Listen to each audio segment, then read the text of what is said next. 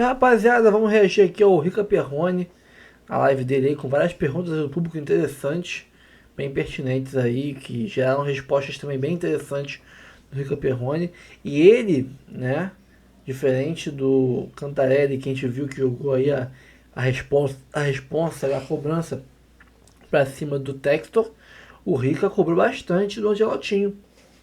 A escalação, as mexidas, a demora e muito mais. Então, se você cobrou, tá boladão com o Angelotinho, acho que vale a pena você ver esse vídeo. Você vai se identificar bastante com o Caperrone. Ó, antes de começar o vídeo, curta, comente, compartilhe, se inscreva no canal, ative o sininho, hype o vídeo se puder, ajuda muita gente aí, tá? Bora pra cima, bora pro vídeo, depois a gente volta. Minha diretoria, cá estamos, ao vivo, logo após LDU 2, Botafogo 0, Fogão tá eliminado, o Galão ganhou o jogo, 1-0, tá classificado na Copa Sul-Americana. Não era o que nós gostaríamos, e aqui digo como, né, um torcedor do futebol brasileiro, jornalista esportivo naturalmente, e também até como São Paulino, também posso dizer que não era o que eu gostaria, porque não que eu acho o Botafogo pior, pelo contrário, acho melhor que a LDU, mas a altitude é um negócio que, né, enche o saco. E o Botafogo hoje vai botar muito na conta da altitude, naturalmente, vai reclamar da altitude, da dificuldade do jogo e tal, mas assim, cara, o Botafogo jogou mal dentro de casa, né? Conseguiu ganhar um jogo que talvez ele nem merecesse, a LDU foi bem no Newton Santos. E hoje, cara, se não fosse o filho do Ancelotti, mas tava tomando porrada pra um cacete, porque, cara, o Botafogo hoje fez um jogo de merda, assim, 90 minutos muito ruins no nível não participar do jogo, não participou, não jogou, o Botafogo não fez parte da partida, foi lá para assistir, e um festival de erros do treinador, um time mal escalado, alterações demoraram pra cacete pra acontecer, alterações extremamente óbvias, extremamente fáceis de você perceber que era para acontecer, demorou pra caceta pra fazer as alterações, cara, tudo errado. Tudo errado hoje. Olha, vai ser blindado aí pelo sobrenome, por ser gringo, brasileiro a gente sabe como é que é com o treinador gringo, porque realmente, cara, foi um trabalho de merda hoje, tá? Foi um trabalho de merda que ele fez hoje, porque tava muito claro que não tava funcionando, desde o primeiro minuto tava muito claro. Você não pode aceitar a ideia de jogar 45 minutos num jogo na altitude contra a LDU, sabendo que esse jogo no final do jogo não te favorece, né? Porque o final do jogo na altitude você está muito mais cansado do que o adversário, e você permitir que o adversário jogue tranquilamente os 90 minutos, que você em nenhum momento você ataque o adversário ou machuque ele, nenhum momento. Ele abriu mão de uma formação mais ofensiva que o Botafogo vinha jogando, ou seja, ele mexeu no time, botou o Savarino mais adiantado para jogar com 3 volantes, botou 2 jogadores na ponta que, com todo respeito, não havia escolha pior para ele fazer, né? Ele optou pelo Matheus Martins de um lado e pelo Arthur do outro. Cara, desculpa, mas assim, são 2 jogadores que na minha lista de possibilidades, né, eu prefiro colocar o Montoro, eu prefiro colocar o Arthur Cabral, eu prefiro colocar o Corrêa, 2 jogadores que não tem essa capacidade técnica toda, não são jogadores decisivos, né? Então acho que ele não viajou na escalação e demorou demais, cara. Ele esperou tomar o segundo gol, ou seja, ele só fez o óbvio quando ele já estava eliminado. Se o treinador fosse o Lisca, tava fudido. Como é o filho do Ancelotti, a gente vai passar aquele pano e falar, pô, filho do Ancelotti, trabalho horroroso no jogo de hoje. Talvez, e acho que até muito possível, que é um problema que a gente já pode esperar também com o pai, um problema de quem não conhece futebol sul-americano. Obviamente, não se conhece, porque se você conhecer um pouquinho, se você já tivesse feito um jogo na altitude na sua vida, você saberia que esse jogo não é para ficar no final. Né? Esse jogo aí não é para você deixar pro final, porque no final você tá morto e os caras estão inteiros. Você sabe que o começo do jogo, né, coisas básicas da altitude, gente, vamos falar aqui de coisas básicas que a gente ouve de todo treinador, todo time que se prepara para um jogo na altitude. Todos eles falam a mesma coisa, a gente sabe como é que funciona, todos eles falam a mesma coisa. Jogo básico da altitude. Primeiro, eles vão começar o jogo e vão começar a jogar bola na sua área em velocidade. Por quê? Porque você não tem o tempo de bola, você não tem o tempo da cabeçada e a bola chega mais rápido no gol do que chegaria num cruzamento normal. Então você tende a falhar. É o normal. Jogou na altitude os primeiros 20 minutos de jogo, o adversário vai jogar um monte de bola na sua área para você se confundir com o tempo de bola. O Botafogo toma um gol no começo do jogo. Tá bom, aconteceu. Beleza, a LDU não é otária, a LDU não é trouxa, isso é coisa de brasileiro babaca, achar que a LDU não tem time, porra nenhuma, a LDU sabe jogar bola. Além de saber jogar bola, tem o fator da altitude. 1-0 pros caras, meu irmão, 45 minutos o time da LDU tocando pra lá, pra cá e o Botafogo correndo atrás da bola. Não é pra eu correr atrás da bola na altitude, eu vou cansar, caralho. Porra, Ancelotti. Porra, Ancelotti. Não precisa fazer um curso lá na Inglaterra. Qualquer pessoa que você perguntasse na América do Sul te diria isso. Era só perguntar pra alguém. Alguém ia te dizer, olha, na América do Sul, quando vai jogar na altitude, eles trocam a bola o tempo inteiro, vindo de lado, pra você ficar cansado, porque você não aguenta. Então, porra, né? Não é pra deixar esse jogo acontecer. Passa 45 minutos, o que a gente pensa? Porra, o Ancelotti já viu a merda, agora no intervalo ele vai resolver. No intervalo ele vai colocar um time com jogadores mais ofensivos para evitar que eles venham com tanta gente, para não trocar tanta bola assim, vai deixar um jogador aberto em cada lado com alguma opção para ter... porque na medida que ele tira um jogador de ataque e coloca um monte de volante, ele bota a LDU no campo dele. Foi uma escolha do Botafogo botar a LDU no campo dele. Aí, 1-0 pros caras, ou seja, tá empatado, o Botafogo não tá passando. Tu não vai atacar os caras? Tu vai continuar com uma formação que não ataca os caras? Porra, Ancelotti. Aí quando toma o gol, falta 15, 20 minutos pra acabar o jogo. Aí com 15, 20 minutos pra acabar o jogo, todo mundo morto, com altitude, tu vai querer atacar os caras e fazer uma pressão? Porra. Não é possível, entendeu? Eu espero que o pai esteja dando uma estudada melhor no futebol sul-americano para pegar a Bolívia e a coisa que a gente vai pegar agora. Porque não é possível, gente. Não é possível. É um festival de obviedades do jogo que parece que o Ancelotti não sabia. Porque, caralho, demorou pra caralho, mexeu pra caralho. Foi muito, muito mal. O Botafogo tá num time... O time do Botafogo esse ano claramente é um time pro ano que vem. Não é um time pronto, é um time montado, sendo montado. Então, vários jogadores ali. O Botafogo, para mim, ele repete 2023. Ele monta um time que vai competir, mas não vai ganhar. É um time que tá ali e tal, tem algumas posições que são jogadores bons, mas não resolvem.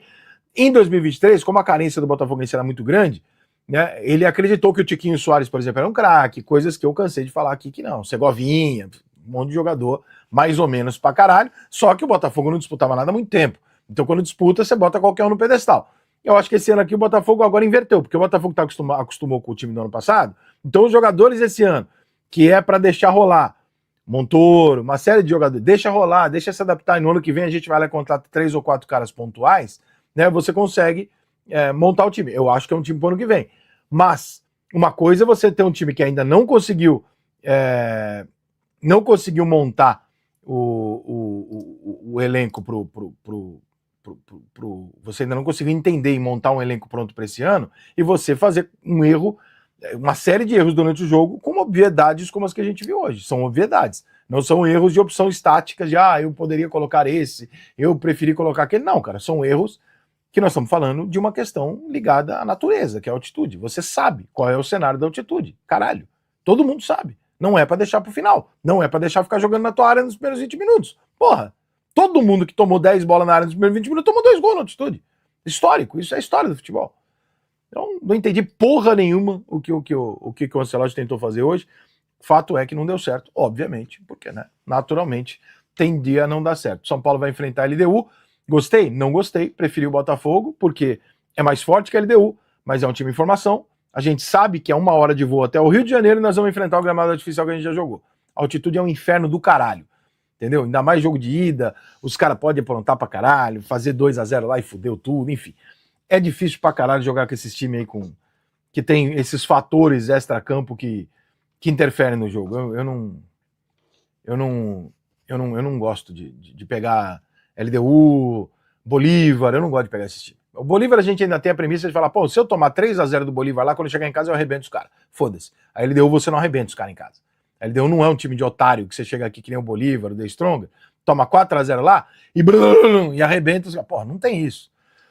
Então não foi culpa do escanteio errado. Não foi, Jean. Claramente não foi culpa do escanteio errado. Se você não sabe, o escanteio é estatisticamente, a jogada menos relevante para ataques no futebol. A menos eficiente jogada. E é por isso que se criou o escanteio curto. O escanteio é a jogada mais inútil do futebol, estatisticamente e ofensivamente. Ela tem uma média de 2 a 3% de aproveitamento. O pior lance de ataque que há no futebol, estatisticamente, se chama escanteio. Tá? Por isso que se troca. Hoje, muita gente hoje rola a bola de lado e sai jogando. Não gosto do escanteio curto. Não, escanteio curto tem uma lógica. Todos os treinadores do mundo não são idiotas. O escanteio é a pior jogada de ataque que existe. Erro de escanteio tem 40 por jogo. O Botafogo não tomou o gol porque ele fez um escanteio, porque ele fez 10 outros escanteios. Não foi escanteio, mas não é isso que definiu. O que definiu é o Botafogo não ter chutado nenhuma bola no gol o jogo inteiro. É isso que o seu time perdeu. Não é por causa do escanteio. Se você quiser acreditar que é o escanteio para você dormir melhor, tudo bem. Mas meu papel aqui não é ajudar você a dormir. Isso é o Rivotril. O Botafogo não jogou merda nenhuma. E eu risco dizer que ele jogou muito pouco também no jogo de ida.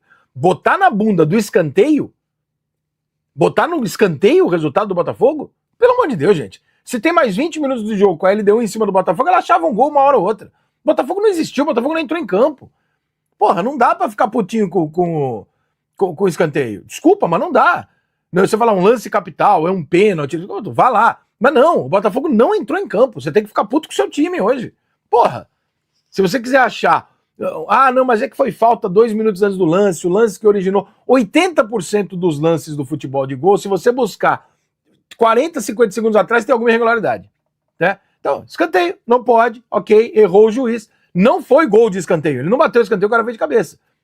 Cara, desculpa, o Botafogo ia tomar gol de qualquer jeito, qualquer pessoa que tava vendo o jogo via isso. Se o Botafogo não toma ali, ele toma 10 minutos depois. O Botafogo não entrou em campo, o Botafogo foi pra lá pra ver o que acontecia. Então, desculpa, mas se você for ficar puto com o escanteio e não com a postura do Botafogo hoje, você tá concordando com o que o Botafogo fez nos 2 jogos, jogou mal os 2 jogos. O Botafogo, infelizmente, foi eliminado merecidamente. A LDU foi melhor no Nilton Santos e foi melhor hoje. A LDU foi melhor nos 2 jogos. Não tem o que falar, irmão. Não é o tipo de jogo pra você sair reclamando.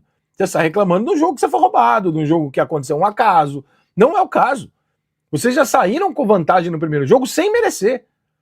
O time da LDU jogou igual para igual, ou melhor do que o Botafogo dentro do Nilton Santos. Então não é o caso do Botafogo querer colocar na conta do azar, porque não foi azar, o Botafogo não jogou bem. Os 2 jogos o Botafogo foi muito abaixo do que ele pode e o adversário foi melhor. Esse é o tipo do jogo, irmão, que é aquilo que eu falo, tem hora na vida que você tem que olhar e falar, porra, o adversário foi melhor que eu.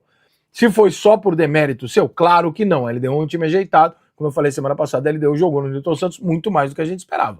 Agora, daí a querer colocar no escanteio a eliminação, desculpa, não foi isso. O Botafogo, eu arrisco dizer que se não sai o gol ali, a LDU continua tentando, a LDU faz o segundo gol. Tranquilo, porque o Botafogo não estava em campo hoje. Então, acho mega de um exagero querer botar que o escanteio mudou a vida do Botafogo. Não foi isso. O que mudou a vida do Botafogo foram 2 atuações ridículas. O Botafogo foi ridículo numa decisão em 2 jogos. Ele deixou de atacar e deixou nos 2 jogos a LDU ter a posse de bola e controlar o ritmo do jogo. Não dá, desculpa. O Botafogo é muito mais caro do que a LDU para dar a bola para a LDU e falar, controla você o ritmo de jogo. Não. Porra, não. Vamos aqui para os membros novos do canal, para os superchats, para a gente ter aquela resenha. Não vai ter live depois do jogo do Palmeiras hoje, eu não vou, talvez eu nem assista o jogo do Palmeiras hoje, porque vamos combinar aqui, né? O jogo do Palmeiras hoje é decorativo, né, gente? Se algum palmeirense falar assim, reuniu os amigos aqui, tô nervoso pro jogo do Palmeiras, o cara tá de sacanagem. O jogo do Palmeiras hoje é pra você assistir junto com uma série, você comer uma pipoca, ter a resenha, ter a DR com a mulher, comprar uma viagem, entendeu? Vai fazer outra coisa, mano. Porque, pô, 4-0 pros caras lá, irmão. Pro São Paulo, São Paulinos, vejo São Paulinos aqui no chat perguntando, eu não gostei, porque eu acho que a altitude é um fator que a gente não domina, cara. Eu prefiro tentar dominar o Botafogo, que é melhor que o São Paulo, mas eu prefiro tentar dominar o Botafogo do que tentar dominar uma condição natural que muitas vezes a gente não acerta. Eu não gosto de jogar na altitude. Então, acho que dá para passar, o São Paulo é melhor do que a LDU, e a LDU perdeu o Mina, né, o zagueiro principal da LDU tá fora, foi expulso, então ele não joga o primeiro jogo, mas eu não gostei, e fiquei surpreso, inclusive, na parte técnica mesmo. A LDU jogou tecnicamente um jogo melhor que o Botafogo no primeiro jogo, e jogou melhor que o Botafogo no segundo jogo. Então, tipo, a LDU não é um time de otário. Não é um time que, eu jogo só na altitude e foda-se. Não é, não. O time da LDU bota a bola no chão e joga a bola. Vai achando que no Morumbi o São Paulo vai ficar 11 caras em cima da LDU o jogo inteiro, eles esperando. Isso é Bolívar e The Strong, não é a LDU, não. O time da LDU não é bobo nem um pouquinho. Tem que voltar Oscar, Lucas e tal, pra gente ter uma folga aí, porque o time do São Paulo, por exemplo, que jogou ontem, que jogou terça-feira, aquele time do São Paulo não é melhor pra caralho do que o da LDU.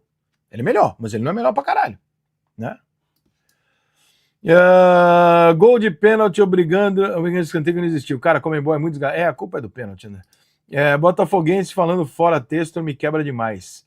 Cara, eu não acho que é fora texto, mas eu acho que já falei, já fiz um vídeo sobre isso.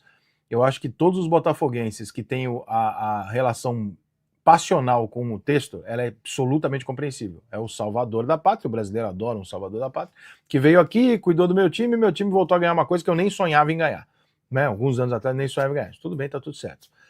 Outra coisa é você ver o grupo investidor do Botafogo mostrando números e falando assim, ó, tem uma dívida gigantesca aqui que não pagou esse, não pagou esse, não pagou... Aliás, faz mais de um ano que eu falo aqui que o Botafogo não tá pagando ninguém. Toda vez que eu falo isso, você é pago pelo Flamengo para falar isso para causar tumulto no Botafogo.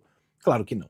Mas todas as pessoas do futebol, sem nenhuma exceção, qualquer pessoa que tenha 2 amigos no futebol, sabe que o Botafogo não paga ninguém há muito tempo. Quando eu digo não paga ninguém, não é o salário. Não paga a comissão, não paga o empresário, não paga o percentual. Não paga. Não paga, irmão. Entendeu? Então, uma hora a bomba ia estourar. E tá estourando. Não no sentido do Botafogo agora estar falido, não é isso, mas os caras que são os investidores do Botafogo estão pedindo pro texto sair. Se o botafoguense vai defender o texto, você está defendendo um cara que você gosta. Você não está se atentando ao que está sendo dito. Eu não estou dizendo para você ficar contra o texto. Eu estou dizendo para você deixar que as coisas se esclareçam. Porque você não sabe se ele fez uma boa ou uma má gestão financeira. Você não tem a menor ideia. Então deixa que se esclareça, porque se eventualmente amanhã o cara aparecer e falar, gente, senhores, olha o seguinte, Botafogo hoje gerou uma dívida aqui de 500 milhões de reais e, portanto, nos próximos 3 anos o Botafogo vai ter um time de Série B. E aí? Você vai falar o quê? Porra, o texto estava certo. Você não vai falar isso. Então, deixa os caras resolver. Deixa os caras conversar. Deixa eles brigar, porque eles estão brigando por dinheiro. É empresa séria, empresa grande. Não é clube de futebol no Brasil fazendo sacanagem. É empresa grande. Deixa eles discutirem. Se eles entenderem e mostrarem que o Testor fez merda, deixa o Testor sair. O principal é o Botafogo, porque o Testor vai passar, irmão. Qualquer pessoa vai passar. Aqui fica o Botafogo. Então deixa o Botafogo, os caras resolver e depois vocês tomam partido. Eu entendo o lado passional, mas eu acho burrice. LDU, do Luiz deixou Luiz Fabiano, fabuloso. Mas não valia nada, né? Porque se o Luiz Fabiano fez gol nesse jogo aí, não valia muita coisa, né? Agora o Thiago Nunes classificou a LDU contra o Botafogo de melhor elenco. Naturalmente a mídia vai dar crédito. Se o Thiago Nunes fosse português, espanhol, argentino, já estava enchendo a bola. O Thiago Nunes no Brasil nunca conseguiu grandes resultados e hoje conseguiu, né? Rica, a altitude mexe muito com o tempo de bola. Os jogadores do Fogão passaram todo errando lances básicos, erro de passe e controle. É por isso que você não pode deixar que durante os primeiros 20 minutos os caras fiquem em cima de você, porque você vai errar uma cabeçada. Você vai errar um tempo de uma bola, o cara vai enfiar uma bola nas suas costas, você não vai conseguir acompanhar, porque você vai achar que ela vai numa velocidade e ela vai em outra. Cara, é muito difícil. Todo jogador de futebol fala isso. O problema da altitude é a falta de fôlego? O problema da altitude é a falta de... tudo isso é óbvio. O que sai do óbvio é o tempo de bola. O tempo da bola é diferente. É mais rápido, chega mais rápido no gol, a bola sobe demais, você não tem a mesma batida na bola, você tem que se acostumar, e você leva uns 20, 30 minutos para entender isso. Mesmo que você treine no dia seguinte, a sua memória muscular é totalmente outra. Então você demora um tempo no jogo para isso. É muito difícil, cara. Por isso que eu acho que você não podia começar o jogo desse jeito, entendeu? Não tem por que começar o jogo desse jeito e fazer isso. Você expôs o Botafogo. Marlon Freitas colocou o braço e ainda reclamou. Eu não sei se ele colocou o braço, mas é pênalti. Ele tá com o braço aberto assim, né? Não tá antinatural pra caralho, mas porra, botou. Pênalti. Marlon Freitas, que me desculpe, mas não dá pra chorar nessa. Mesmo o Brasil, a LDU jogou mais que o Botafogo. Podia ter vencido no Engenhão. A LDU foi melhor na altitude e no nível do mar. Eu concordo. Acho que a LDU jogou melhor os 2 jogos. É o que eu falei aqui. Pra mim, esse chororô aí de foi esse lance, não foi lance, não. O LDU foi melhor que o Botafogo em 2 jogos. Alguém sabe quando começa a temporada do Foguinho? Eu acho que é time pro ano que vem, cara. Acho que pela pressa do Botafogo em contratar treinador, caralho, dá pra perceber que o Botafogo não tá voando pra esse ano. O Botafogo não estava com pressa pra esse ano. Paiva é demitido por jogar 3 volantes e agora. Defendo a tempos mais minutagem pro Jefinho. O que você acha?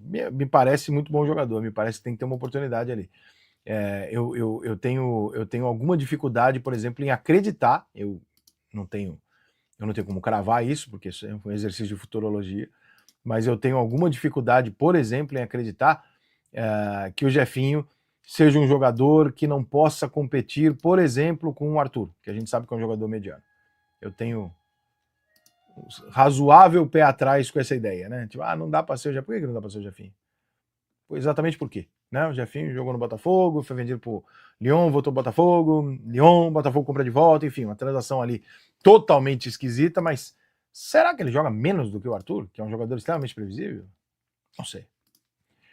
O que você tem achado do trabalho no Ancelotti do Botafogo? Tô achando bem fraco. Eu também acho fraco, e é o mesmo medo que eu tenho em relação ao pai, tá? Eu tenho rigorosamente o mesmo medo em relação ao pai, que não é questão do cara ser bom ou ser ruim, mas é um claro desconhecimento do futebol sul-americano. É muito claro o desconhecimento.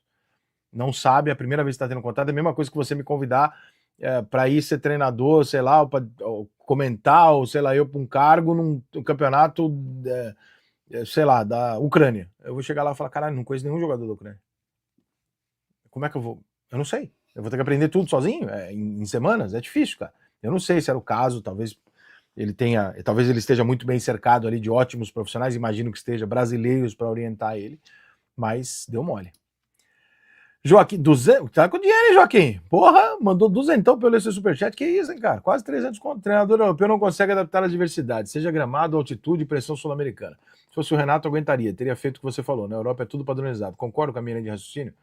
Concordo, coloquei um corte esses dias sobre isso, falei na live aqui sobre isso do meu amigo Antônio, que fez tá lá no meu Instagram esse trecho, inclusive tá num post dele, onde ele coloca os pontos dele, que é uma das discussões mais legais e inteligentes que eu vi nos últimos anos. Ele perdeu aí horas fazendo uma tese sobre isso. O Antônio é um cara muito foda no meio corporativo, é um cara muito inteligente, estudioso e tal, e ele sabe muito bem o que ele está falando. E ele fez uma tese sobre isso, ele escreveu uma tese sobre isso, que eu concordo inteiramente, eu nunca tinha juntado todas as peças, são várias coisas que eu já falei e concordo isoladamente, mas ele juntou as peças de uma forma muito inteligente, que é de dizer o seguinte: tudo que está acontecendo no futebol nos últimos 20 anos, 15, 20 anos, é uma reserva de mercado.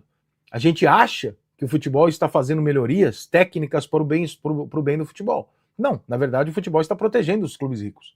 É basicamente isso que ele está fazendo. Com qual intenção, com qual dinheiro, não sei, mas ele está fazendo isso. Quando você tira o fator, vamos supor, você tira a altitude do futebol, você eliminou um time da Libertadores. Você tira as dimensões do gramado diferentes em cada jogo. Você mudou o jogo, você padronizou o jogo. Aquele que é melhor tem muito mais facilidade em ganhar. Você tirou do futebol uma série de fatores externos que interferiam no jogo. Cada dia o jogo é mais uma latinha, é enlatado igual, todo jogo é igual. Todo jogo, o tamanho do campo, a altura da grama, a grama ser molhada antes do jogo. Não tem mais a dificuldade, que era uma coisa imposta e muito inteligente, né, do nosso futebol, que era muito legal, que é o seguinte: no Serra Dourada, a grama não é molhada, é mais alta e o campo é maior. Puta que pariu, jogar com o Goiás é diferente do que jogar com o Santos na Vila.